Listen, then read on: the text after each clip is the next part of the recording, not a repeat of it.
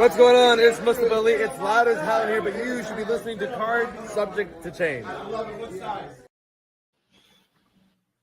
Welcome back to the show. Welcome back to the show.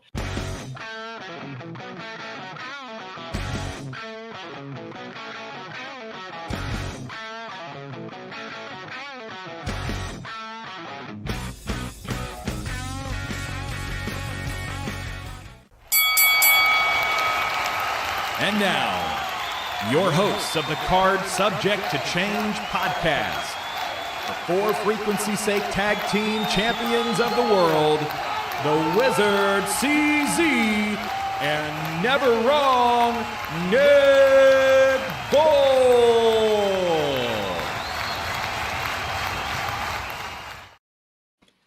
Hello, one and all, and welcome back to another exciting edition of the Card Subject to Change podcast. Episode 150. Unbelievable to think we'd be 150 episodes deep when we started this thing up, CZ, but so glad that we are. Of course, I am your host, Never Wrong, Nick Bull. I'd be remiss if I did not mention my tag team partner, the co-champ of the For Frequency's Sake podcast network, the one and the only, the Wizard CZ. Wiz, how you doing, bud? Man, you said it right off the bat. 150 episodes. How did we get here? Awesome.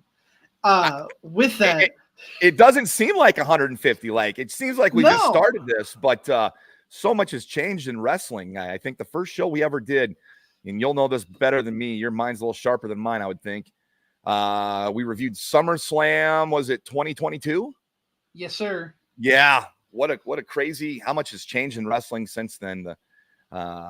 Just the whole landscape of the product itself, the whole landscape of wrestling has changed so much, and we're glad that you've been along with us for all those changes. We're so glad you're back here with us for another exciting episode. And I'll let you go ahead and take it over, Wiz, since I cut you off a little bit earlier there. Hey, that's okay. I'm glad you guys are all joining us here again for another great episode. And I, of course, would feel bad if I didn't at least mention our sponsors right off the top. We are grateful to be powered by Lopez Pizza, built by Durham Remodeling, colored by Ryan Allison Tattoo, and, of course, protected by Jared Zook of Country Financial. And we've got a guest coming into the studio that we've had on before, but only briefly. If you guys remember back in July, we did our Absolute Pro Wrestling Preshow Podcast Party up in Waterloo, Iowa, and we'll be back doing that, or we'll talk about that a little later. We're approaching the second one here in October in just a couple of weeks, but joining us back in the actual studio for a long-form interview, I am happy to welcome in the Heretic himself, Damien Saint. Damien, how are you today, sir? Hanging in there. How about you guys? Doing great, man. Thank you for joining us.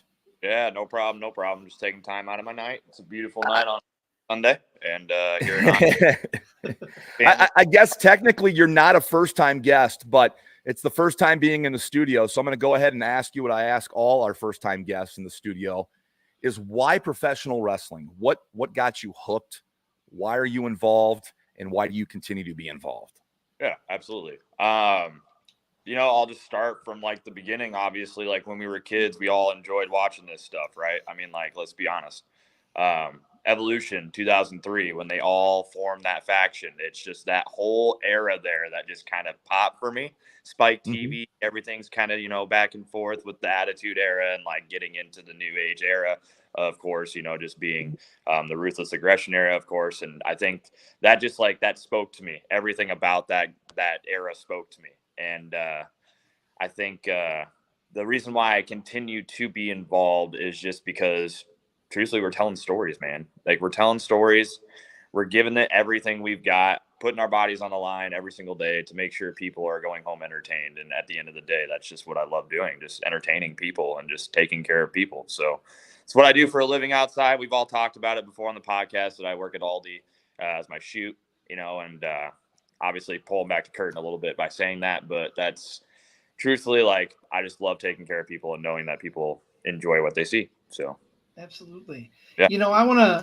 I want to spin off of that a little bit. You talk about, good storytelling. Yep. Usually at this point, I would ask, if there's a particular moment or a particular epiphany for you that got you to say, I want to do this? But I'm going to spin it a little bit since we're talking about stories. Yeah. Is there a particular storyline that you watched that you said, well, I want to be a part of that and I want to do something just like that? You know, I would say if you could remember Edge versus John Cena for the longest time, that always resonated. Yes. 06 era portion of that storyline where he's throwing the title in the river, beating the crap out of his dad. You know what I mean? Like that was like, wow, they're like going for it. He's literally in his home. Like, this is kind of wild. Like, remember when Stone Cold, or, you know, that segment where the gun got pulled on TV? You know what I mean? Like, with, you know, with Pillman and Stone Cold. Yeah. Yes. Yeah, dude. Like, they were doing some wild crap, but even then they still extended it that far out to, like, you know, 06, 07, 08, where they brought ECW back in. And I think just like Edge and John Cena always had, and I don't know, I have always been told that my facial expressions remind people of Edge and like remind people of like, hey, like, you're bringing me back to like when I watched Edge on TV. You know what I mean? Like that kind of thing. And he was one of my favorite wrestlers. So being able to hear that and put that forward, like, I think that's a big portion of the reason why, you know, I keep doing this, is because I'm able to tell a story with my face. And that always goes back to John Cena and Edge, because he always has the best facial expressions of like when he's losing, he's like, oh my God, or like, you know, just going through a table, like putting his body on the line. And I think that I'm pretty good about, you know, giving my all, you know, no matter who's in the ring with me. So I think that just knowing that Edge was able to do that for John Cena, of all people, you know, obviously is the greatest of all time. So it's kind of why I keep doing it. That story had a lot of good memories, but I always gravitate towards the very beginning of their rivalry. You're sitting at New Year's Revolution. Yeah. The cell is coming up, bloody Cena in the middle of the ring. Out comes Mr. McMahon. Oh, no, your night's not over yet. Yeah. And the cash in. That moment stands out as one of my favorite memories in all of wrestling. Oh, 100%.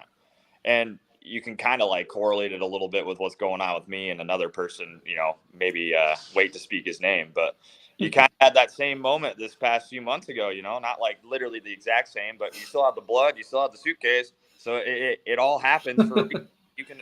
That's what's great about wrestling, is that being subjective and being able to tell your story and, you know, go back full force and full swing, and you're always going to have a rival and you're always going to be able to go back to it.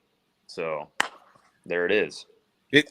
The reason I love doing this show, I love having people come in here and talk about an instant in wrestling they loved. And then, man, I love piggybacking off it. I mean, I think Edge is Cena's greatest rival.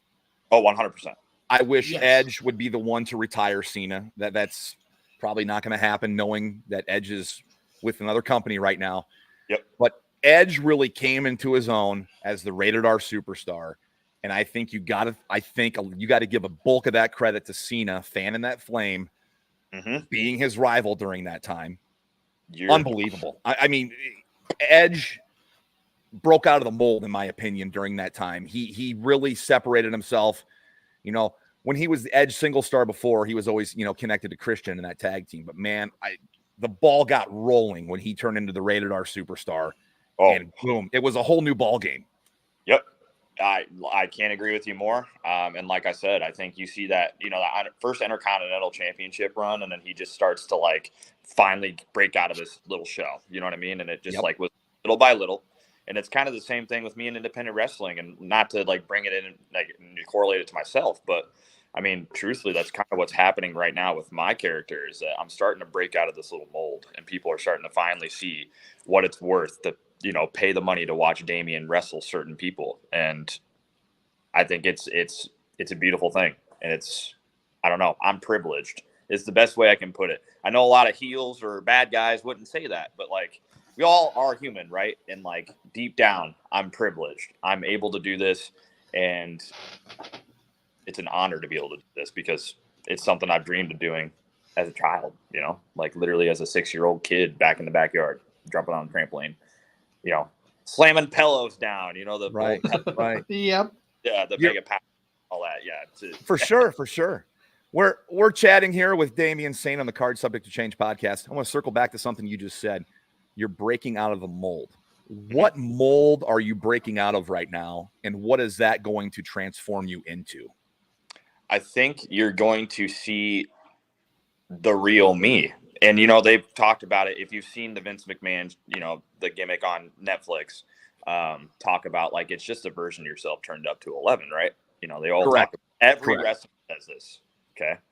I feel like I was really trying to hone in on something that I necessarily wasn't grasping. Like I couldn't figure out why. You know what I mean? And like I think that there's something there right now that's like, okay, this is really picking up some steam. Like, what's heresy, right? Like heretic, it's being a believer in something. And truth be told, this is really all I have. So like I've said that before to like Jared Thumb and like JT Energy and those guys that have everything outside of this, that they have a life and they have everything. But like this is all I've got other than my job. Like this is it.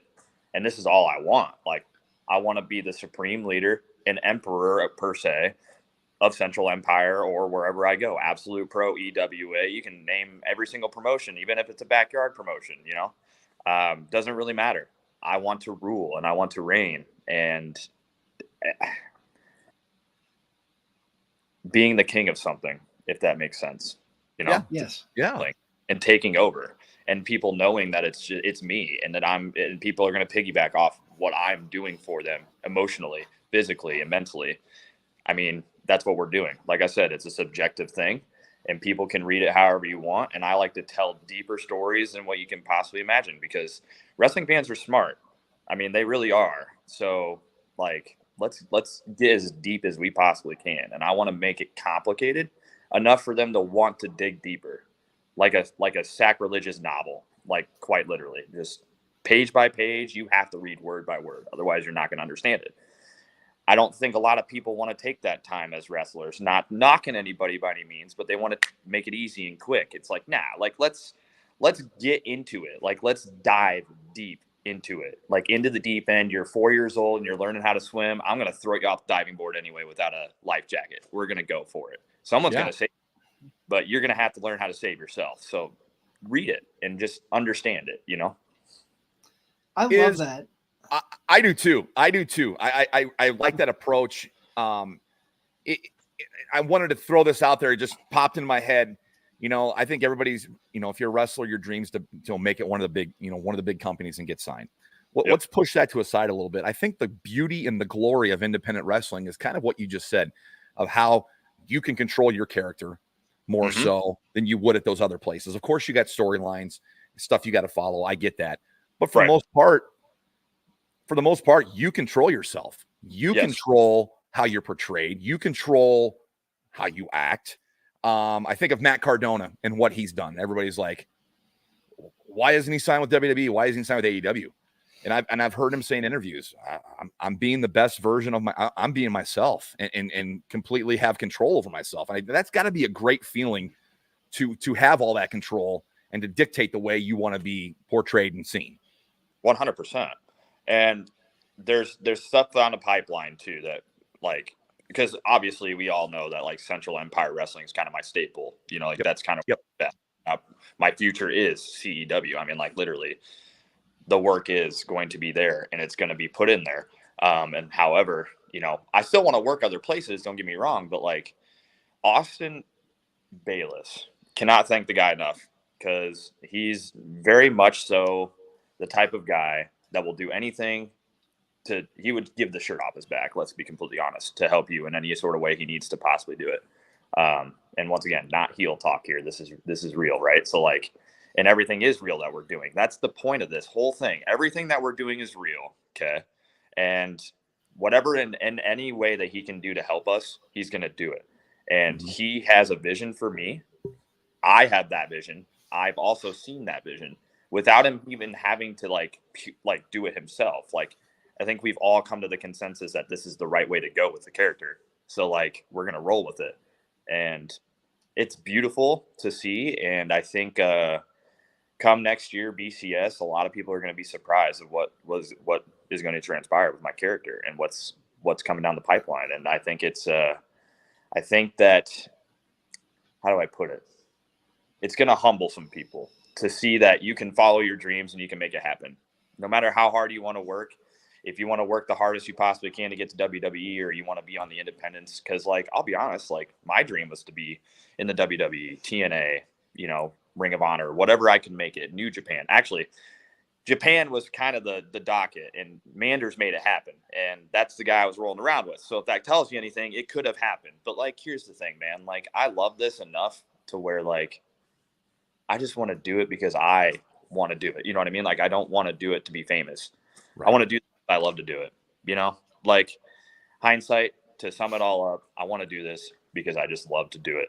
And what's better than doing it in front of your mom, you know, or your grandma? My grandma watches me wrestle. That's kind of wild. Like, not a lot of people left that they're in their 30s. So like, it's cool to be able to wrestle in front of my family and be close and friends. And, you know, there's no like, oh, hire me, you know, like, and I'm not the, you know, the end all be all of the Iowa wrestling promotion. And, you know, but like, I just want to do it because I love it, you know, and just push for it. So I think, like I said, you're going to see something beautiful coming out of this whole entire thing. It's like a bouquet of roses. You start with a single rose and end with 12. And there we are. So here we go. I want to build off of that a little bit. We're talking about Central Empire Wrestling, and I want to talk more about that a little bit later on. I want to throw back to the last time we had you on when we were in Waterloo. And you were very adamant to say that Damien Saint was not you. It was a different person. Yep. That you became a different person. Yep. So we're talking about you're building your character now.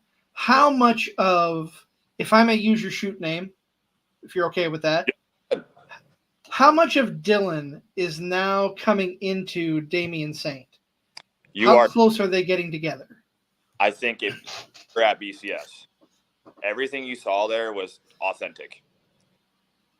To once again, not to peel back the curtain too much, but a lot of what I did was improv. There was no that was me, 100%, 1010% me emotionally. All the words I used, everything about the person I was facing, all of it. That's how I feel. That's literally what is going on. So we want you to know that, like, this isn't like just some sort of like put together story, and it's a real beef. You know what I mean? Like, it's there. There's things to be jealous about. There's things that he delivers on his behalf in his real life that I am not able to deliver and have. Does that make sense? So like, yeah, putting that all together and seeing that, it's kind of like a jealousy thing, right? I want all of what you have and I can't have it. And like, you're taking everything for granted, including the fans that are watching you and paid money to see you. Like, and I'm not that type of person. These people need somebody that gives more of a hell. Like, in my opinion, not that I don't think Jared gives a hell, because he's a really great wrestler and I'll give him his roses. Clap, clap, buddy. Like, it's great that you're doing what you're doing and that you're the CEW champion. But I'm telling you right now, the target is on your back and everyone's looking at you. And I know you didn't want to go into this, but it's pretty emotional for me. You can see that I'm getting stressed out here, because I think we all really know who the true heir to the throne is, to Storm Thomas. It's not Jared Thumb. It's me, the Heretic. You better believe it, because it's what's coming. Strong words. Jared, if you're listening, I know. Give your response. I know. I'm pretty sure he's one of our listeners right now. If you're watching right now, give us a response in the comments. We'll throw it up here. Which, there he is.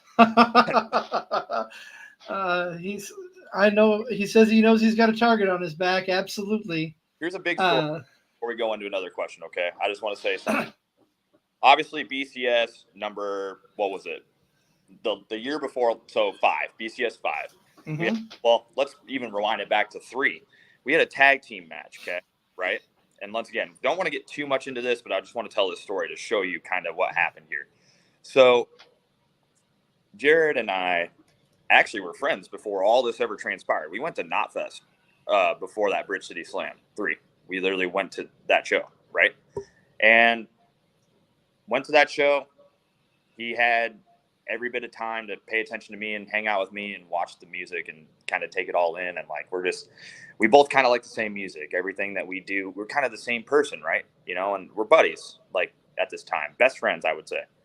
And, you know, it took me out of it. He had a lot of things going on at that time, you know, emotionally, mentally. in his real life, like he had his girlfriend issues, he had some stuff going on at work and blah, blah, blah, all this other stuff. And like, who's a man with excuses? Like I run an Aldi store and I'm still doing this. Right. So like at that point in time, I was still doing that. So I was getting to a point where I'm like, wow, this guy really is just taking everything that's thrown at him for granted. His girlfriend, his job, his everything. He's just, all it is this. And it's just his side of the story. Right. So I'm just getting to a point at that point where I'm like, maybe I do need to, put an end to this friendship sort of thing. And that's kind of where you saw that start of it, where Gangrel and I tagged against him and Rory. And at that point, we were kind of like, what more can we do here to, solve this issue? And putting him in the dirt, wasn't obviously the answer, because we did lose that tag team match and Gangrel walked out on me. I was being kind of selfish in that tag team match, if you couldn't remember. But point is, there's a lot of things that have transpired. And going back to that Knot Fest, it just reminded me that you can't really have friends that you can just like rely on and just be there and be in the moment with you and not thinking about other things. And the friendship just kind of was rotted there, And ever since then, I just didn't look at him the same, Understandable. And I was not at Bridge City 5. I'll admit that. I wish I had been.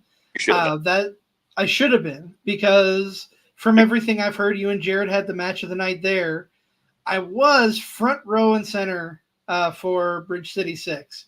Mm-hmm. And I don't care what anybody says. You guys had the match of the night that night too. That match blew me away. You guys put on a hell of a show, and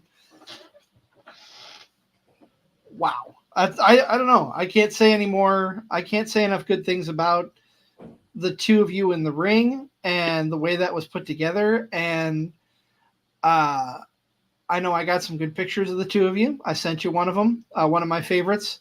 When you got cut open and the blood dripping down, you were right in my face. I think it's on that side, right? There's a scar. Yeah, well, we see it. Yeah. The dude that put a scar on my face. Jared, I know you're listening, and just remember that receipts come in several different forms: physically, mentally, emotionally. So just be ready. That's all I'm trying to say. It's like you said, on your back, buddy. So 2 stitches, went to the hospital. It's not a lot of things. I could have just super glued it shut. That was what I was recommended in the back, was to super glue it shut. So I'm like, okay, cool. Let's not do that and get, situation. But no, I wouldn't take it back. That match, probably my best match, probably ever, honestly. And I've had a lot of good matches and opponents. You all know that I faced Strife before. Like, I faced Dan Severn. I faced Manders 4 times. Like, there's a lot of guys that I've had that I'm very lucky. Obviously, once again, I will say I'm humble, but you're right. Jared brings out the best in Damien Saint, all the emotion.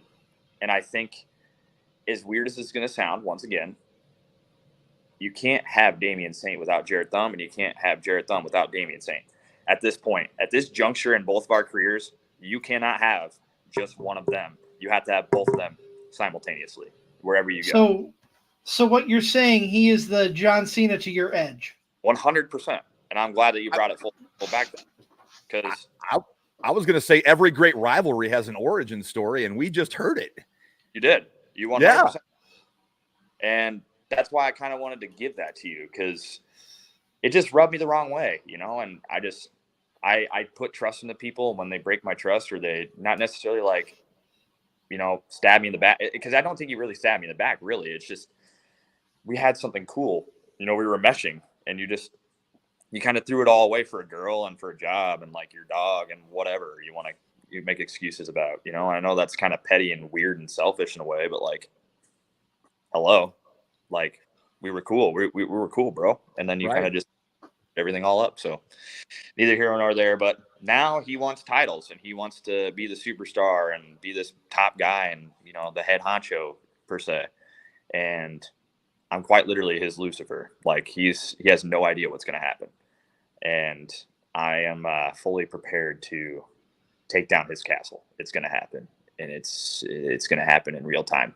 So, and obviously look out for the huge potential at Bridge City's Slam 7 when Austin Bayless announces that one. That's going to be epic, just like the last two matches have been.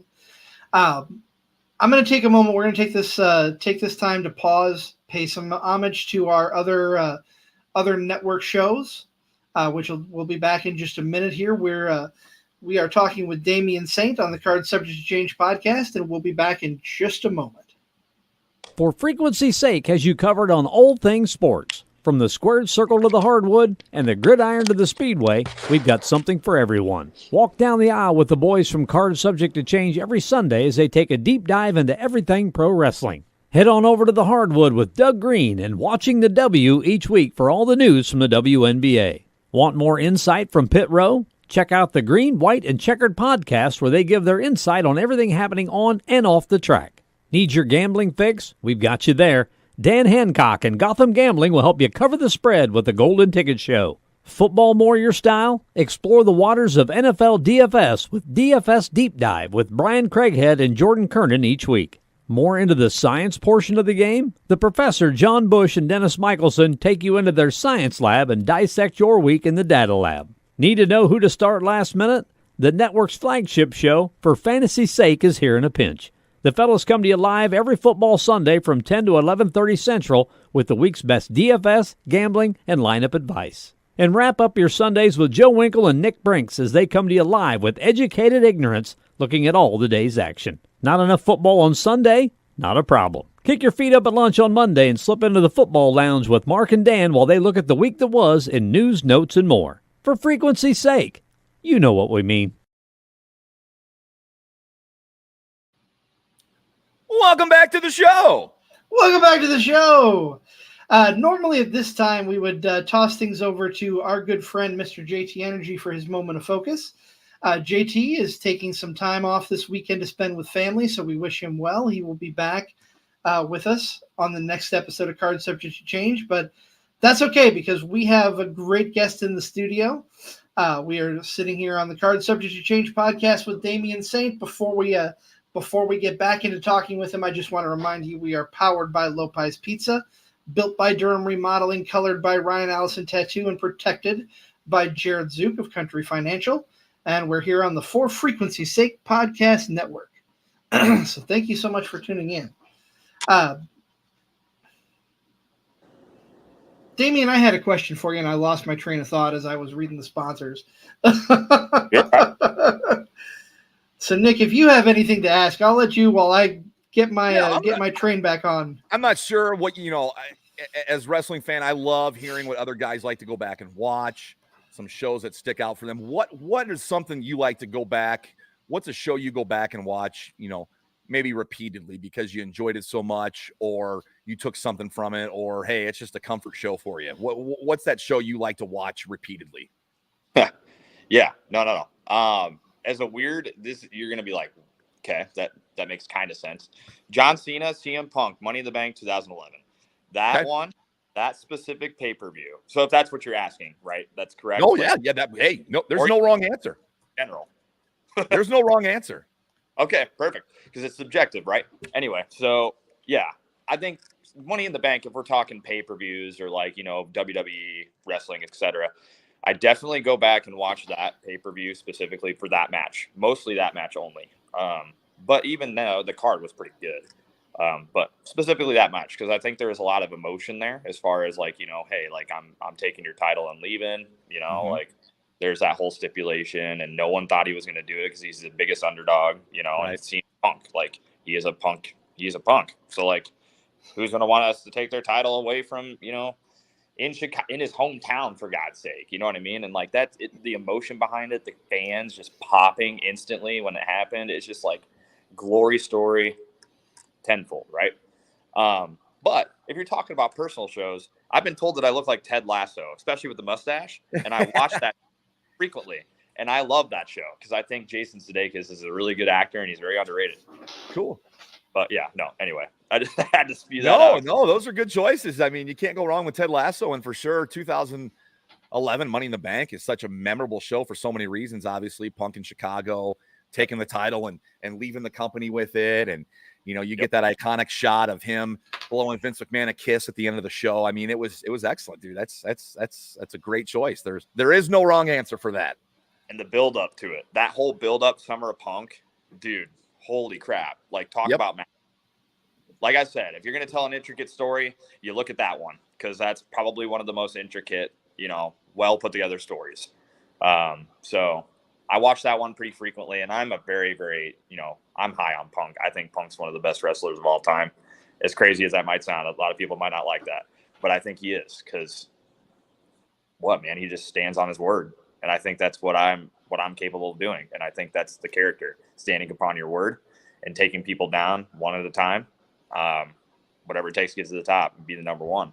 Well, so you mentioned that Summer of Punk and the Money in the Bank. You're talking about CM Punk. I think wrestling is even that much better when the lines are blurred, when the reel starts bleeding in and you're not sure, are they trying to dupe me here, or is this real? And what am I supposed to believe here? Like, that's when I get invested in a storyline. When the lines get blurred, you got me. I'm ready to see what's next and how this progresses. I think that's why it's not the only reason, but that's a big reason, I think, why that Punk stuff was so successful in that Summer of Punk, that run in 2011 in WWE. 100%. And you look at just recently, the Bloodline, that whole thing, dude, like Roman, I mean, dude, you talk about blurring lines, or even Drew and CM Punk. Like, I was just going to say, they're carrying that, dude. They're going into bad blood. They were doing this all the way back in the Royal Rumble. You know what I mean? Like, when he injured him, like, that's crazy. And I agree. It's just, you blur those lines and people think fact, fiction, what's real, what's not. I mean, The Rock, Stone Cold, even if you go all the way back then. I mean, dude, talk about matches that you watch over and over again. You can watch 17 all you know, I will last all the way through that pay-per-view just to watch that match every single for sure. Like, pay-per-view, but like, just blurring those lines. I think The Rock and Stone Cold, you know, that whole thing was even crazier, because you never knew. Everyone just want to be number one. And I think that's what you're seeing in real live time between me and Jared, with just a little bit more weapons. But yeah. Yep. Blurring those lines, you bring up The Rock. I mean, you talk about like what The Rock and Cody did with the build to WrestleMania this past year. And I think there's still more of that down the road. And there'll be more blurring of lines for sure. But you're absolutely right. Like, I think that's when a storyline really takes off, is when you blur the lines. And Punk and Drew have been masters with this storyline. I mean, I've said this before, maybe not on here, but maybe in discussion with friends. You don't have to be a Punk fan. You don't have to be a Drew fan. But what they've done collectively has sucked, I think, the average fan in that doesn't even like either of those two guys, because you want to tune in and just watch two guys beat the shit out of each other, right? So it's done that if you're not a fan of either one of those guys. And I think that's hats off to both those guys, man. They have really done a great job without going, you know, too subordinately over the top to make it believable. I mean, it's so good. 100%. And I think it reminds me, because I used to sit around till about 3 a.m. almost every night at Mander's house watching All Japan. And it reminded me a lot of Masawa and Kobashi. Mm-hmm. Those guys, once again, you say tuning in to watch just two people beating the shit out of each other, dude. I mean, like, that is the epitome of it. I mean, All Japan Pro Wrestling in 93 all the way to like about 98, 99, even 2000-ish area, dude. Like, holy crap.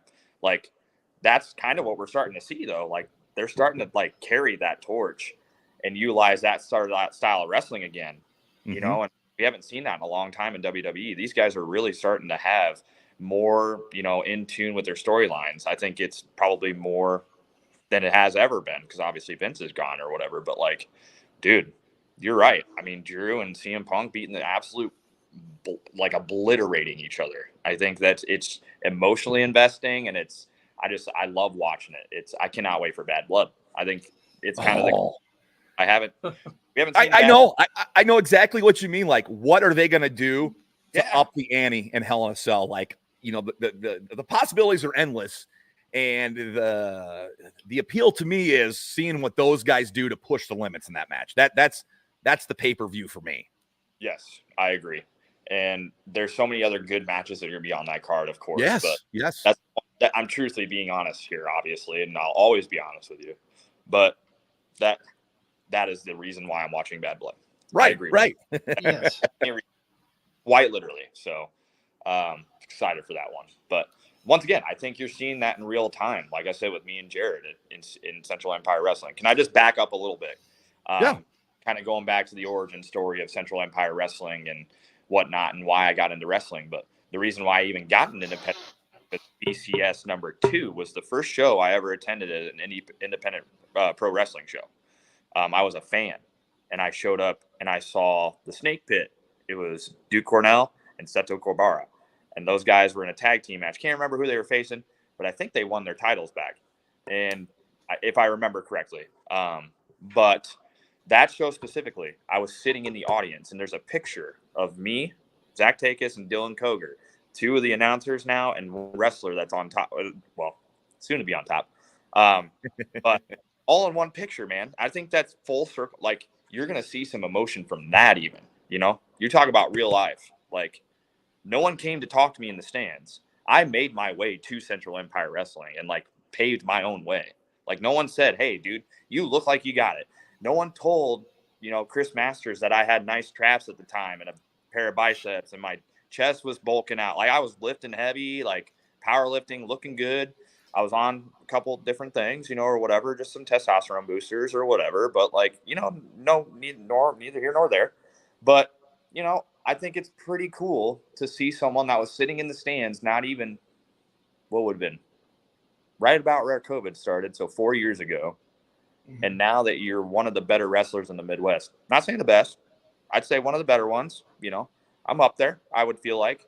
And I think competition-wise, you look at my resume, like, I can definitely say that. And the opportunity being given to me to be on 3 of the 6, pretty wild, going full circle and not. I should be on 4 of the 6, but had some issues down the line, and we all go through them. Sure. Said some things I shouldn't have said. I take ownership. Always will. And I think that's my punk side coming out, just right.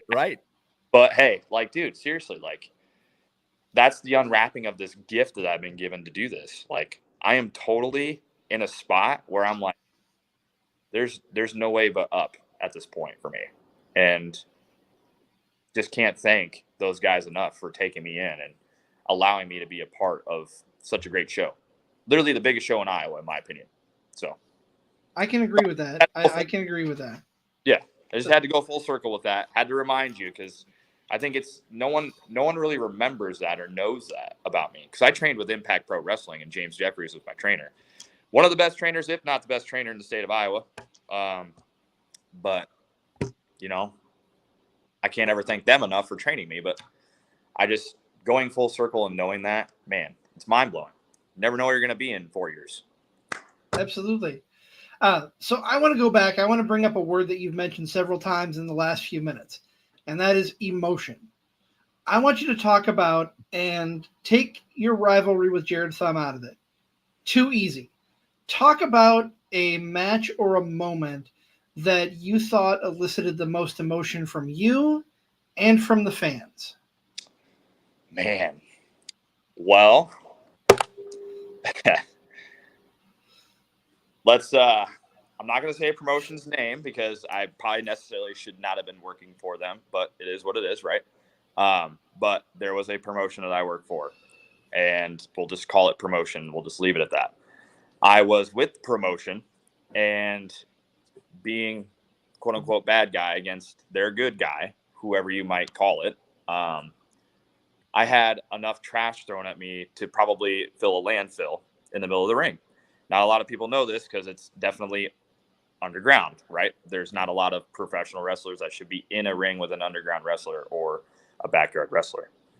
But in this case, this dude, and I'm telling you, is good enough to be a pro wrestler. And I have tried to convince him, and probably have convinced him to train to be a wrestler, which coming down the pipeline, hopefully he actually does it. Anyway, there was this point in time where I defeated him for his title.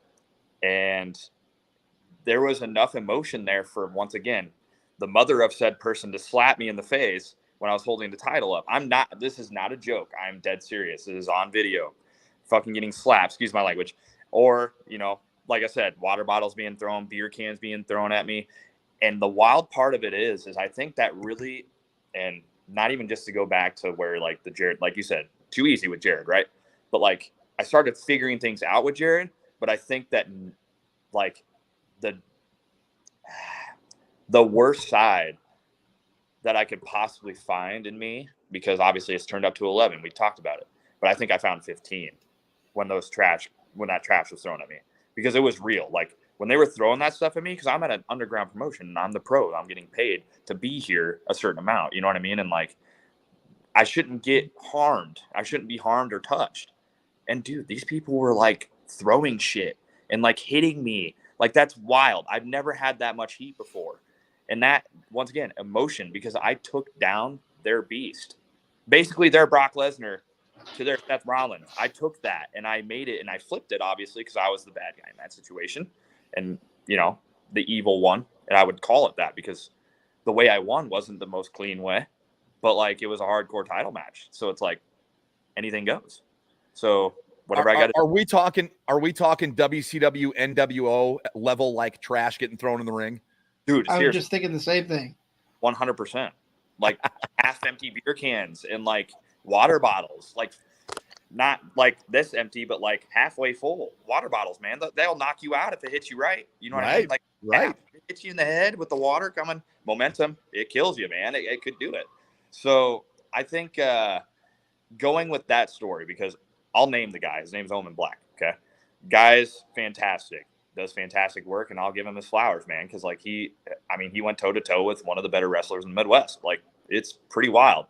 And one of my good friends now, and it's something I'm probably not continuing to do from here on out. It's not that I don't want to work. It's just working certain places, doing that does not mesh. And I didn't want to ruffle feathers. I've already done that enough times. Like I'm out of that portion of my career. I don't need to be doing that stuff. I want to continue wrestling and don't need to be put on the back burner anymore. Right. But to answer your question, I think that moment of seeing people with their, just because I was pissed. Like, I was dead pissed, man. Like, I was going to get hurt, sort of like looking at the promoter being like, hey, like, you need to figure this out. And then I looked at myself in the mirror a little bit mentally, and I'm like, dude, no, this is fantastic. What are you talking about? Like, you literally just got straight heat, and you brought in more fans for them because of it, because the next show, they added another 50 fans. That's wild. Like, not that that's a lot, but that's pretty wild, Yeah. Like, yeah, it is. And shoot here, but like probably one of my better opponents that I've had too. Like that's wild. Like, and it's I got back to the back and I'm like, dude, you did everything that you could possibly do to like put this all in the mold. And I apologize if I like got in your face and said, hey, you need to take care of this situation, but we did exactly what we needed to do right there. Everything that happened in that ring is exactly that needed to happen. And they fucking loved it. And they were just chucking it. Whatever they could find, they were throwing it in the ring, man. So that's where the emotion is, man. And if I can find that again, because I know I'm going to, it's a matter of time. It's just a matter of time. I'm telling you. And I think we all know they're a buddy of mine, Jackson King, new Midwest champion. Congratulations to him. Had a banger of a match with Myron Reed. Congratulations, dude, because like you better believe in yourself because you're going places. But to take you back off that, we got All Steel Justin Fowler. I went to a show, or Bun Steel, sorry. All Steel, Jay Fowler. Excuse me, sorry. But basically, Heinz. There was a show. I was on the card. Didn't really matter. I was kind of injured at the time anyway. So I pulled out. I actually went to the show, and when I went to go watch, I saw something that I never thought I'd see at an independent wrestling show. Can you hear me? You're breaking up just a little bit. I think we got you back now. You guys still hear me? Yes, we can. Yeah. Okay, sorry, I didn't know because the camera was going off. But there's the Rugged Pro Show where they had that battle royal, like the Royal Rumble style battle royal, and the fan literally came over the guardrail at the end of the show, and it went viral. Like that whole video went viral. So like, to get that much heat, like that's some crazy shit. And like I don't think I've seen anything like that, and I don't think I've been to an independent wrestling show where trash gets thrown in the ring. So it's like you have two of the better dudes in the Midwest wrestling that have done that in the span of a year. Like there's a lot coming out of this state that a lot of people don't really realize. And you talk about emotion. I think that you have everything you need in all of Iowa wrestling promotions right now. So, but to answer your question, hindsight, that trash being thrown in the ring is definitely my best moment emotionally in the ring because it was totally real when I got upset. And you know, you got to look at it as if they're throwing that trash in the ring, if they're making noise to boo you, then you're doing your job. 100%. 100%. And what's really the weird portion for me is I get cheers and boos, man. People love Damien Saint. They just love Damien. There's nothing other than when I call them big pieces of pig turds or I tell them they stink like a Tumwa's stupid backyard burial site, whatever, you know, like dead rotting corpses. Like that's what you all smell like. Like no matter what I tell them, they still somehow find a way to like Damien. So like, once again, if we're turning it up to, 15 here or 11 or whatever number you want to say, you're going to see some magic. You're going to see a lot of things you've never seen come from this character and myself before. And emotionally, it's going to grab you. And you're going to want to see this ride. You're going to want to go on the roller coaster that it's going to be. Because that's what it is, man. It's a roller coaster. It goes up and down, sideways, turns, up and down, up, down, upside down sometimes.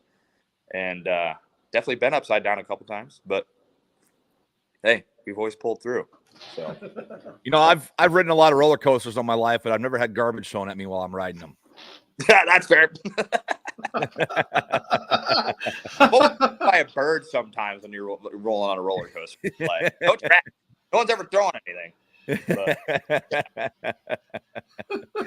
But here, how about I just try to make this trash in a trash can? Payback. No, I'm just kidding. Damien, we are the Card Subject to Change podcast. That being said, every once in a while we do like to play a little fantasy booking with our guests. So we're going to do a little of that before we let you off the hook. And I want to know, obviously, top of your list has got to be Edge. You mentioned CM Punk, but is there anyone, past or present, mainstream or indie, that you have not stepped in the ring with that you would like to have a match with? Oh, man. Several. I always go to Shibata, Katsuyori Shibata. We don't have a lot of the same. There's a couple moves that I utilize of his. And watching him and seeing his emotion and how he goes about things, very underrated wrestler, in my opinion. Okay? I would agree. I would agree with you. So, dream match number one would probably be Shibata, honestly. And that's Manders and I have always kind of, I always said, hey, if I could ever pick up after anybody, and he's like, you should use this and you should do that because that's pretty wild, the shit he does. And you kind of have the same gimmick. I'm like, but we kind of rolled with it. I would say number two, and I always go back to this because a lot of people say that I remind them of this person, Malachi Black, Aleister Black. Okay. That was because I definitely early in my career I had that kind of look, and just that same style, and we kind of another very underrated guy, or another not used enough guy. Let's put it that way. Correct. I agree. Think he's world champion caliber, and they don't. I do too, man. Dude, his promo packages are fucking mint. Excuse my language again. I don't know if I should. That's all right, man. It's all right. But mint, like mint. And you remember when Shinsuke Nakamura kind of started doing his video packages? Like that's what it reminded me of. Was like that's how he's going to get over, and that's how Malachi was getting over. And they just kind of could put a kibosh to it. Like for what reason? Had the match of the year, in my opinion, with Buddy Murphy. In my opinion, match of the year. And I will say that. I know that's wild, but remember the TLC pay-per-view when he bled like really bad because he hit his head on the turnbuckle post? Yeah. Hit his head. I'm trying to think. Was that during the The pandemic, was that in the Thunderdome? It was right before that. Okay. Okay. Yep, 2019 December, TLC. And that's another one I actually watch repeatedly because, dude, that back and forth, just beating the mother living piss out of each other, and the move sets that they were using, and like the modifications with it all. Like they're taking old school wrestling and putting new school all together and kiboshing it into one. And it's got Japan in it. It's got WWE style stuff in it. Like it's got whatever you want to call it, dude. But like giving them their kudos because like that match was a banger. But I'd say number 3, and probably I'll give you my top 3, but number 3, Finn Balor, because a lot of people obviously talk about Finn and myself as a correlation as well. But dude, let's be real. Like, I've had a lot of dream matches already. Like, yeah, Severn, dude, like that's wild, you know? So I'm good. Like, if I don't get another one, I'm good. Like, I'm fine. Like, we'll be all right because I'm humble enough. My humble pie, I've eaten it. I've done what I've needed. So, but definitely top 3 would be those 3 guys. So I don't know if this is a compliment to you or if he's trying to get you some heat, but your friend Jared chimed in and wants to see you go up against Moxley. Definitely would do that too. Never actually really thought about that, but like that's kind of, if you think about it, and a lot of people might disagree with me here, so take it as you will. But I see him as kind of a modern day Stone Cold a little bit. Okay. Just not as boisterous.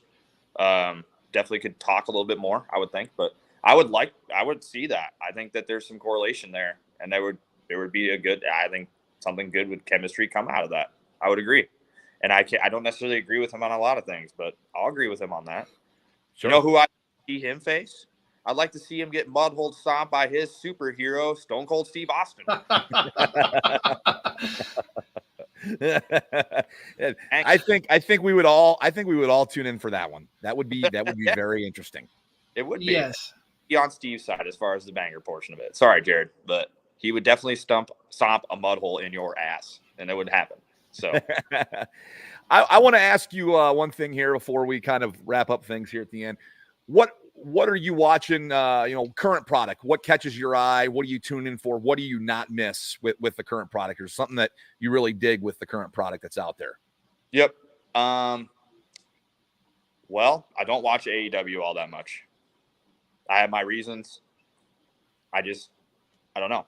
I'm just not into it. So I would say right now, I'm really into the Raw and SmackDown.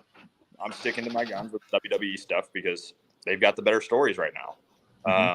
And the story in particular that I'm watching, I think everyone else can agree that the Cody Rhodes saga that continues to go on, I think he's the next John Cena. Probably going to be the best babyface we've ever seen. Like, let's be real, man. He still gets pops every single time he walks out. And it's something you don't find in a lot of baby faces anymore now. You have to find that one person in particular that you can ride a horse on, right? And he's the horse. He's the flag bearer right now, man. Like, truthfully, he is the guy. I think him and Roman going back at it at some point, we're going to see that, and I can't wait.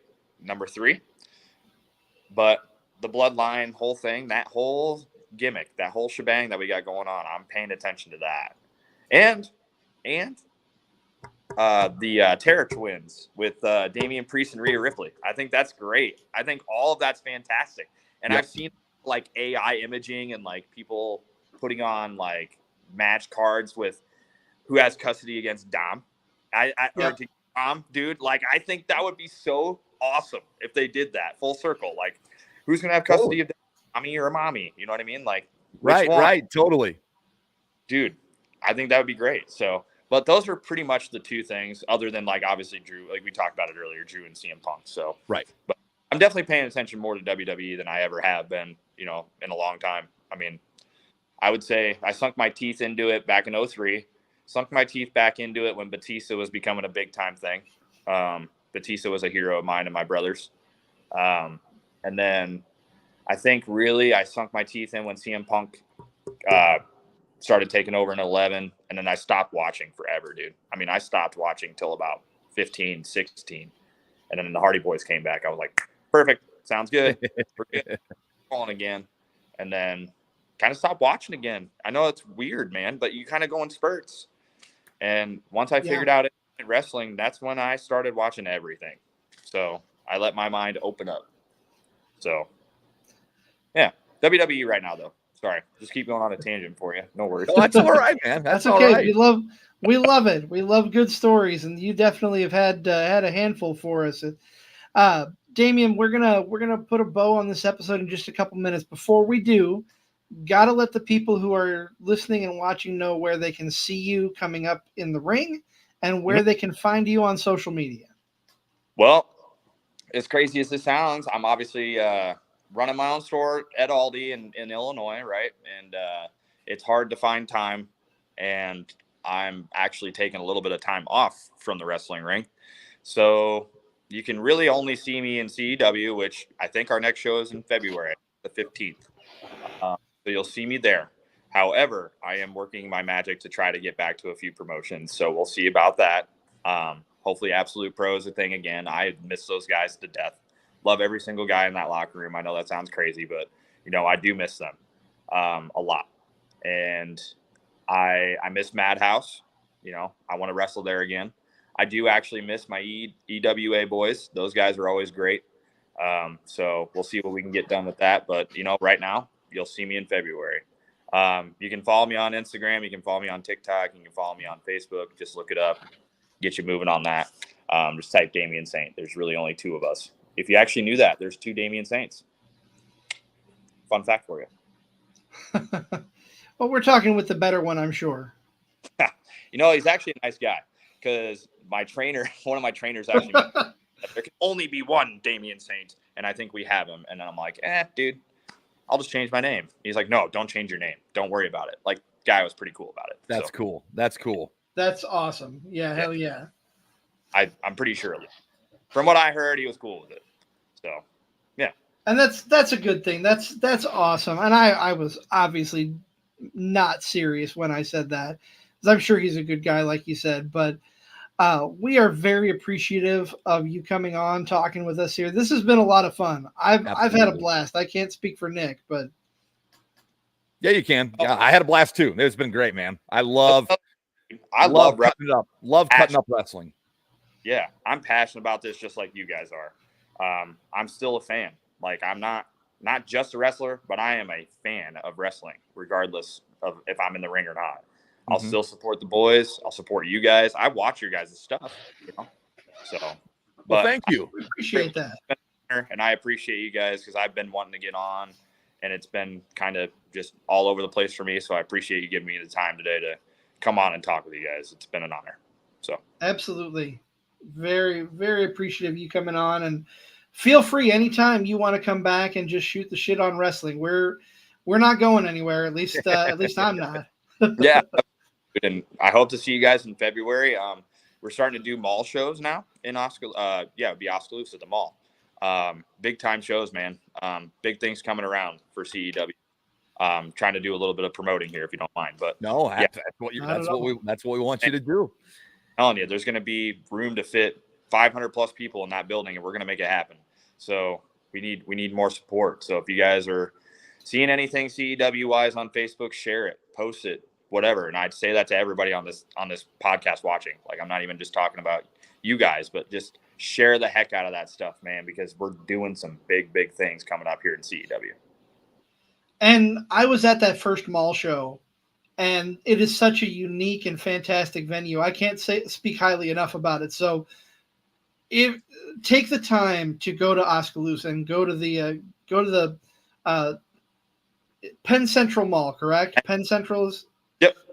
Take time out of your weekend when there's a Penn Central Mall show for CEW. Well worth it. The venue is amazing, and CEW is amazing as well. I can't speak more highly than I am right now of their work. Yes, sir. Yes, sir. All right, gentlemen, that is going to wrap things up for tonight. We have been talking with Damien Saint here on the Card Subject to Change podcast, the podcast by the fan for the fan. As always, we are powered by Lopez Pizza, built by Durham Remodeling, colored by Ryan Allison Tattoo, protected by Jared Zook. Country Financial. My partner, Never Wrong, Nick Bull, and I will be back midweek for our secondary show, The Kickout, so look for that on socials. And we will see you next week for Card Subject to Change right back here. So thank you for tuning in and have a great rest of your night.